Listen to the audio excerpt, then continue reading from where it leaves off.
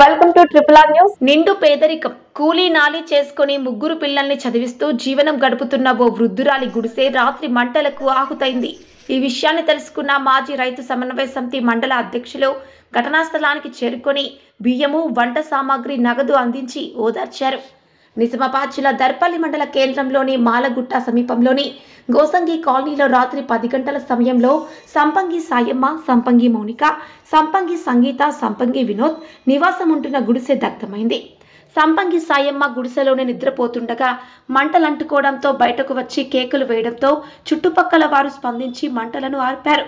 ఈ విషయాన్ని తెలుసుకున్న మాజీ రైతు సమన్వయ సమితి మండల అధ్యక్షులు రాజ్పాల్ రెడ్డి సంఘటనా స్థలానికి చేరుకొని తక్షణ సహాయం కింద బియ్యం, పప్పు, నూనె మొదలగు వంట సామాగ్రితో పాటు నగదును అందించి కుటుంబాన్ని ఓదార్చారు. ఇట్టి విషయాన్ని మాజీ ఎమ్మెల్యే బాజిరెడ్డి గోవర్ధన్ దృష్టికి తీసుకువెళ్లి ప్రభుత్వ పరంగా వచ్చే ఫలాలను అందిస్తామని ఆయన అన్నారు. ఈ సందర్భంగా బాధితులు మాట్లాడుతూ తన కూతురు సుజాత 15 సంవత్సరాల క్రితం చనిపోగా వారి ఇద్దరి కూతుళ్లను, కొడుకును కూలీ నాలి చేసి వారిని చదివిస్తోంది. వంట సామాగ్రితో పాటు నగదు, బట్టలు మంటల్లో అగ్నికి ఆహుతి కాగా నిరాశ్రయులయ్యారు.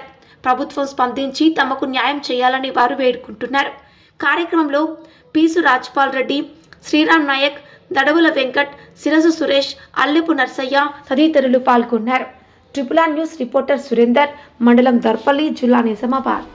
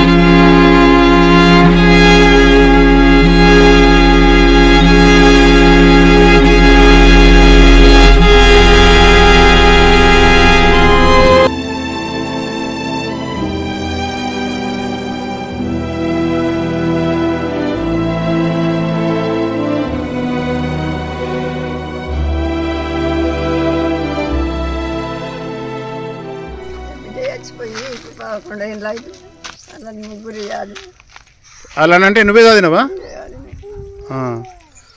అది చదివించడం అంతా నువ్వే.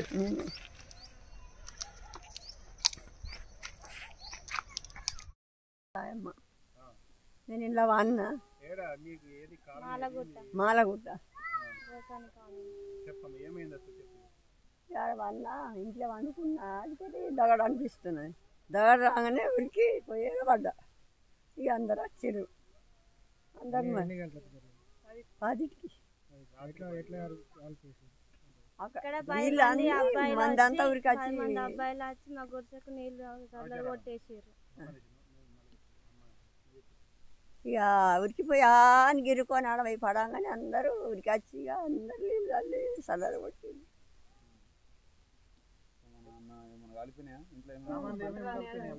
చెద్దలు కాలిపోయినాయి.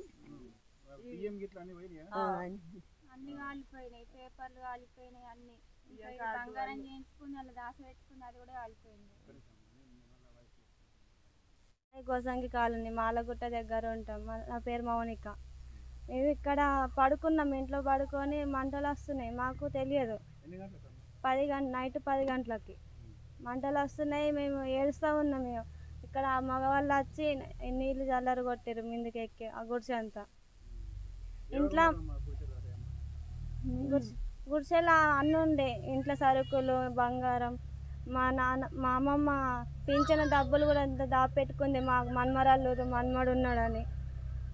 మాకు ఒక ధీమి లేకుండా అయిపోయింది. ఇప్పుడు మాకు ఎవరికి చెప్పాలో కూడా అర్థం కావట్లేదు.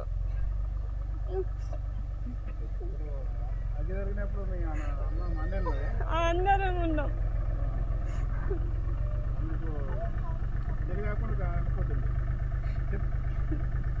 మాకు సాయిలే మాకు ఉన్నది ఒక ధీము. మా అమ్మమ్మకి ఏమైతే మేము తట్టుకోలేము. ఇద్దరు మా అక్క చెల్లెలం, ఒక తమ్ముడు. మాకెవరు ధీము లేరు.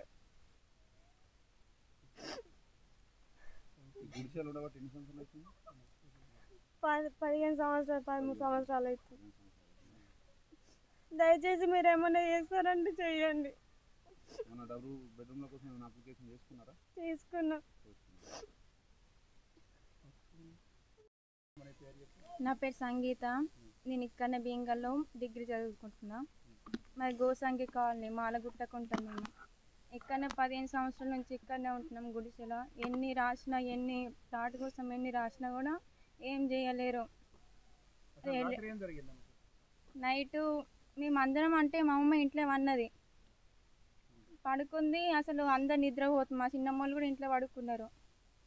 ఏనంగా అసలు సైడ్కి మొత్తం మంటలు వచ్చినాయి. మొత్తం అక్కడి నుంచి 10 అవుతుంది. అది పడుకుంది, దానికి ఏం తెలియదు. మొత్తం కాలిపోతుంది. అసలు ఏమైందో కూడా తెలీదు. అదేదో సోయిలు ఎక్కడ పడినది, కరెంట్ అవి ఏమీ లేవు. అది ఎవరైనా అగ్గి పెట్టిల్లా, మా మీద ఏమైనా పగ ఉందా? మేము అసలు ఎవరికి ఏ పాపం చేయలేము. ఎట్లా కాలిందో కూడా తెలియదు. ఎవరైనా కావాలని చేసిల్లో తెలియదు, ఏందో కూడా మాకు తెలీదు. అన్నీ కాలిపోయినాయి. పేపర్లు, రేషన్ కార్డు అన్నీ కాలిపోయినాయి. మాకంటే ఇప్పుడు ఏది లేదు, అన్నీ కాలిపోయినాయి. ఇంకా మా అమ్మ పింఛన్ పైసలు కూడా దాసి పెట్టుకుంది, అవి కూడా కాలిపోయినాయి.